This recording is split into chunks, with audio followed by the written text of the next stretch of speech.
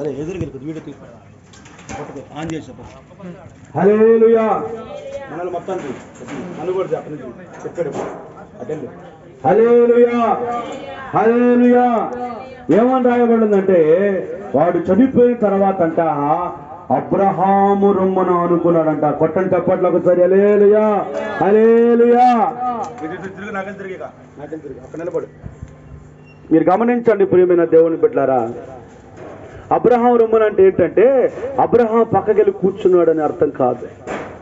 Abraham రొమ్మును అనుకోవటం అన్న మాటకు అర్థం ఏంటంటే అబ్రహాం గురించి బైబిల్లో రాయబడి ఉండేది ఆయన విశ్వాసులకు తండ్రి. హల్లెలూయా. ఆ విశ్వాసులకు తండ్రివైన నీవు ఆయన కుమార్తెగా ఆయన కుమారుగా అటువంటి విశ్వాసం కలిగి ఉండమని అర్థం. చప్పలు కొట్టినారు సార్. హల్లెలూయా హల్లెలూయా. అబ్రహాము రొమ్మును ఆడుకోవడం అంటే అబ్రహాము ఉన్న విశ్వాసాన్ని కలిగి ఉన్న వ్యక్తి. అంటే దేవుడు నన్ను నిత్యముగా పరలోకానికి తీసుకొని వెళ్తాడు అన్న ఒక విశ్వాసం. నా ప్రియమైన దేవుని బిడ్డలు మీరు గమనించిన విశ్వాసం లేకుండా దేవునికి ఇష్టలే ఉండట అసాధ్యమని వాక్యం తెలియచేస్తాము. ఈ రోజున నువ్వు విశ్వాసంగా ఉన్నావా? నమ్ముతున్నావా? బాప్తిసం తీసుకున్నావా? తీసుకోమంటే బాప్తిసం వెనకేస్తున్నావా? నువ్వు పిల్లల కోసం ప్రార్థన చేసుకుంటున్నావు, అనారోగ్యం వస్తే ప్రార్థన చేసుకుంటున్నావు, అప్పులు సమస్య వస్తే ప్రార్థన చేసుకుంటున్నావు, కానీ చేయగలుగుతున్నాడు నమ్ముతున్నావా? ఆ నమ్మకం ఉండట్లా, ఆ విశ్వాసం ఉండట్లా. ఒక క్షణంలోనే 100 వాట్లు దైవజనుడు 100 వాక్యాలు ప్రసంగాలు చెప్పిన 100 వాక్యాలు వాళ్ళ మైండ్లోకి ఎక్కువ. కానీ ఎవరో ఏం దేవుళ్ళమ్మ ఏం చేస్తాళ్ళమ్మా, ఆయన నమ్ముకున్న వాటి నమ్ముకోపోయిన వాటే ఎందుకులే వదిలిపెట్టా అంటే వాళ్ళ మాట నమ్ముతారు. అరే దేవుడు మాట, దేవుడు చెప్పిన మాట, దేవుడు చెప్పిన వాక్యము, దేవుడు మాట నమ్మలేకపోతే నువ్వు పరలోకానికి ఎట్లాగలుగుతావు? నమ్ముటని వల్లైతే నమ్మవానికి సమస్తమును సాధ్యమేని చెబుతుంది.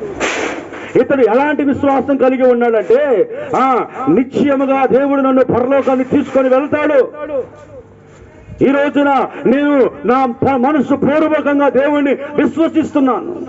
అందుకనే బైబిల్లో యోబు అని ఒక ఆయన అంటాడు, ఏమంటాడంటే నా శరీరం క్షీణించిపోయినా, నా దేహం పాడైపోయినా, నా శరీరమే అంత పాడైపోయి చీకిపోయి ఏ పాటు కాపాటు ఊడిపోయినా నా ప్రభువుని నేను నా కల్లారా చూస్తాను. చప్పలు కొట్టడం వస్తారు. హల్లెలూయా.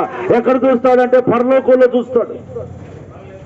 నేను అంత విశ్వాసం కలిగిన వాడిని. అందుకని ఆయన గురించి ఎంట్రన్స్ లోనే ఉండేది ఒకటో వచ్చారు యథార్థవంతుడు, నీతివంతుడు, నిందారహితుడు అని ఆయన గురించి ప్రత్యేకంగా రాయబడు. అంటే ఆయనకున్న నమ్మకం, ఆయనకున్న విశ్వాసం ఏంటంటే దేవుడు నా పక్షం కార్యం చేస్తాడని, దేవుడు నన్ను పరలోకాన్ని తీసుకొని వెళ్తాడని, ఎవరు సమీపించాలని తేజస్సులో నేను కూడా దేవుడితో నేను కలిసి ఉంటానని నమ్మకం ఉంది. అందుకనే ఈరోజు నీ ఆత్మీయ జీవితంలో కూడా నువ్వు నమ్మాలి ముందు దేవుణ్ణి. బాప్తీసం తీసుకోవాలి, రక్షణ పొందాలి, మందిరానికి వెళ్ళాలి. అంత మాత్రమే కాకుండా నీవు పరిపూర్ణమైన విశ్వాసంతో ఉండాలి. అప్పుడు ఖచ్చితంగా దేవుడు నీకు పరలోక రాజ్యం ఇస్తాడు.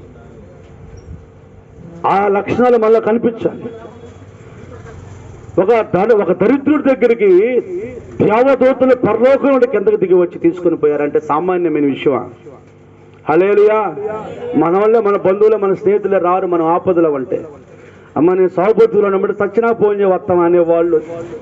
హల్లెలూయా. కానీ దేవుడు ఏమంటున్నాడు, ఇదిగో నీ విశ్వాసాన్ని బట్టి, నీ నీ నమ్మకాన్ని బట్టి, నీ యొక్క పేదరికాన్ని బట్టి, నీ యొక్క తగ్గింపుని బట్టి నిత్యముగా నిన్ను నా పరదేశికి తీసుకొని వెళ్తాను. చప్పలు కొట్టండి ఒకసారి. హల్లెలూయా హల్లెలూయా. నా ప్రియమైన దేవుని బిడ్డలను మీరు గమనించండి. ఈరోజు నీ ఆత్మీయమైన జీవితంలో నువ్వు ఎలాగున్నావో నాకు తెలియదు. మన పోరాటం, మన ప్రయత్నం, మన నడవడిక, మన పరిస్థితి ఎలాగ ఉండాలంటే మొట్టమొదటిగా అతనిలో పేదరికాన్ని బట్టి సంతోషపడ్డాడు. అంటే నేను చెప్తాను జాగ్రత్తగా అండి. పేదరికంగా అంటే పేదవాళ్ళు మొత్తం పరలోకి పోతారని చెప్పను, పేదవాళ్ళు మొత్తం పరలోకి పోతారని చెప్పను, ధనవంతులందరూ నరకాన్ని పోతారని చెప్పను. పేదవాళ్ళలో వాళ్ళైనా సరే యేసుక్రీస్తుని సొంత రక్షకునిగా అంగీకరించి ఆయన రక్తంలో కడగబడిన వారు, విశ్వాసంతో ఉన్న వారు మాత్రమే పరలోకం పోతారు. అబ్రహాము ధనవంతుడే, కానీ అబ్రహాము ఎందుకు పరలోకాన్ని ప్రదర్శిస్తూ ఉన్నాడంటే అబ్రహాము దేవుని ఎందుకు విశ్వాసంతో ఉన్నాడు. నీకు ఏది ఉన్నా లేకపోయినా ఉన్న దాంట్లో సంతృప్తి పడుతుంది నేర్చుకుంటే రెండోది తగ్గింపు కలిగి ఉంటే, మూడోది మారు మనసు రక్షణ బాప్తీసం తీసుకుంటే ఖచ్చితంగా మనం వెళ్తాం. చప్పలు కొట్టినావు సార్. హల్లెలూయా, హల్లెలూయా. మరి రాంబాబు అన్న గురించి ఒక మాట చెప్తాను. ఆయన ఈ రోజున నేను చాలా పల్లెటూర్లకి సేవ చేయడానికి వెళ్తున్నాను. కొన్ని స్థలాలకు ప్రార్థనలకు వెళ్తా ఉన్నా, చాలాసార్లు తిరుగుతూ ఉన్నా. కానీ దీని అన్నిటి కారణం ఏంటంటే ఫస్ట్ మొదట దేవుడు, తర్వాత రాంబాబు అన్న.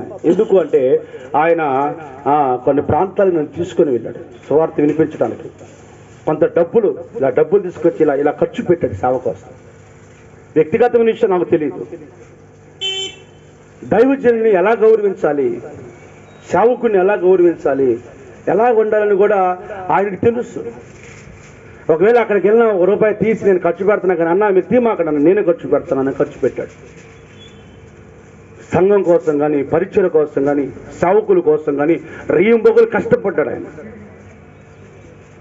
మరి సామ్రాజ్యం అక్కే వాళ్ళని కూడా ఆయనే పరిచయం చేశాడు. హల్లెలూయా. ఆయన రాన్న మా ఇంటికి రాన్న నేను పరిచయం చేశాడు. వ్యక్తిగతమైన విషయాల సంగతి నాకు తెలియదు, కానీ తన చివరి దశలో కూడా ఆరాటపడ్డాడు. ఏమనంటే, అన్న కూటమి పెట్టాలన్నా, మీటింగ్ పెట్టాలన్నా, మీ చదువు పెట్టించాలన్న మీటింగ్ అన్నాడు. హల్లెలూయా. ఏ రోజుగా తేలికగా సబబంగా ఎప్పుడు మాట్లాడాడు.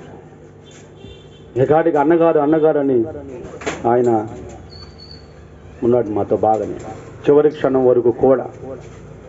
మరి అలాంటి వ్యక్తి ద్వారా సువార్త చాలా ప్రకటించబడుతుంది. హల్లెలూయా చెప్పండి ఒకసారి. వ్యక్తి ద్వారా సువార్త ప్రకటించబడుతుంది. ఆయన చనిపోయినా ఆయన అప్పు చెప్పిన పరిచర్యని దేవుడు ముందు కొనసాగింపజేస్తా ఉంటాడు. చప్పలు కొట్టినారు సార్. హల్లెలూయా, హల్లెలూయా. మరి సామ్రాజ్యం అక్క కానీ, అరుణ కానీ, ఎఫ్సిబా కానీ, మై లక్ష్మి కానీ, పిల్లలు కానీ అందరూ కూడా బాగా ప్రేమగా ఆప్యాయతంగా ఆయన కొంట్లో బాగున్నప్పుడు కూడా చక్కగా పలకరించి మంచిగా వాళ్ళు కూడా ఎంతో ప్రేమగా చూశారు. మీరు గమనించండి ప్రియమైన దేవుని బిడ్డలారా, మనము ఒక్క క్షణము మన ప్రాణం పోతే మళ్ళీ మనం ఏమీ చేయలేము. ఒకడు చనిపోయాడంట. చనిపోతే ఇద్దరు దేవదూతలు పక్కన ఉంటే వాళ్ళు లేచి, మీరు ఎవర్రా నా పక్కన ఉన్నారు, నేను అర్జెంటుగా శంకుస్థాపన చేయడానికి పోవాలన్నాడంట. వాళ్ళు అంటున్నారంటే, ఓరి మట్టి మానవుడా, నీవు చనిపోయి నరకానికి వచ్చావరా, ఎంత గర్వరా నీకు అన్నాడు. అదేంటంటే చనిపోయిన తర్వాత ఇంకేం చేస్తావు?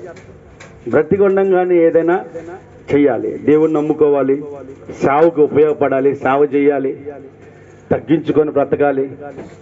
అమ్మా ఉన్న దాంట్లో సంతృప్తి పడాలి. ఏంటమ్మా చాలా కొట్టుకున్నావమ్మా నువ్వు సామ్రాజ్యం అక్క అంటే, ఏం చేయమంటారు? దేవుడు ఎలా చేసి అడగకూడదు అన్నా, నాకు ఇచ్చిన చాలా నా దేవుడి స్తోత్రం అనాలి. అవునా కదా? హల్లెలూయా, హల్లెలూయా. అంటే సంతృప్తి పడాలి. ఏందమ్మా బాప్తిని తీసుకుంటానన్నా, దళిత మరి చెబుతానన్నా, మరి ఏంది నువ్వు బాప్తిని ఎప్పుడు తీసుకుంటావు అన్న? నేను బాప్తిని తీసుకున్నాను అన్న అని చెప్పాలి. హల్లెలూయా, హల్లెలూయా. ఎవరన్నా నడి రోడ్డు మీద ఒక మాట అన్నా, దైవజనుడు అన్నా, నీ బంధువులన్నా ఒక మాట నేను నిలదీసి అడిగినా, నువ్వు అక్కడ ఆ క్షణం తల దించుకోగలిగితే దేవుడు నీ తల పైకి ఎత్తుతాడు. చప్పలు కొట్టిన వస్తారు. హల్లెలూయా. నీకు ఆ స్థితిని ఆయన అనుగ్రహిస్తాడు. అలానే మరి ఏమని చెప్తావు అక్క? నేను చెప్తామమ్మా రెండు మాటలు. సరే, చివరి ప్రార్థన చేసుకుందాము. మనం ఆ లక్షణాలు కలిగి మనం ఉందాము. మనం చనిపోతే మళ్ళీ మనము ఏ పని చేయలేము కనుక బ్రతికుండంగానే ఆయన నమ్ముకుందాము, ఆయన అందు విశ్వాసం ఉంచుదాము. మరి విడిచిపెట్టిన మరి వారి యొక్క బంధువులకి, బిడ్డలకి, కుటుంబానికి దేవుడు ఆదరణ కలగచేయాలి. మనం ప్రార్థన చేద్దాం. అందరు కళ్ళు మూసుకో, ప్రార్థన పూర్వకం ప్రార్థన ఏకీభవిద్దాం. పరిశుద్ధుడా, ప్రేమ కలిగిన తండ్రి, ఘనమైన